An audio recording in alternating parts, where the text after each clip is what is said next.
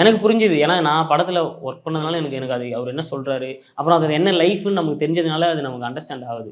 மௌனன் யாத்திரிகா அப்படின்னு ஒரு ஒரு ரைட்டர் இருக்காரு, ஒரு அண்ணன். அவர் எழுதின வசனம் தான் அதெல்லாம். எங்க அண்ணனும் என்கிட்ட கேட்டான், "ஏய் அது ஏதோ சொல்றாருடா, என்னடா அது எனக்கு புரியலடா" அப்படின்னா, நான் அவன்கிட்ட சொன்னேன். தங்கலான் வந்து சின்ன வயசுல அவர் வந்திருப்பாரு அந்த லேண்டுக்கு. அதெல்லாம் வந்தது அவர் ஞாபகம் வந்துட்டே இருக்கு. அததான்டா அவர் மந்திரமா சொல்றாரு. ஒரு மாரி கோட் ஒரு போயம் மாரி சொல்லிட்டே ஸோ இருப்பாரு. அவருக்கு வந்து அந்த வேர்ல்டுக்குள்ள போறது வந்து கனெக்ட் ஆகிட்டே இருக்கு திரும்ப. அவருக்கு ஞாபகம் வந்து அத பேசுறாரு. நம்ம இங்கே தான் இருந்தோம், ஏதோ ஒரு காரணத்துக்காக அங்கே வெளில போயிட்டோம். ஸோ அங்கே உள்ள வரது ஒவ்வொரு கனெக்ட். ஸோ இன்னொன்று அந்த பார்ட் 2க்கான லீட் மாதிரி எங்களுக்கு தெரிஞ்சிச்சு.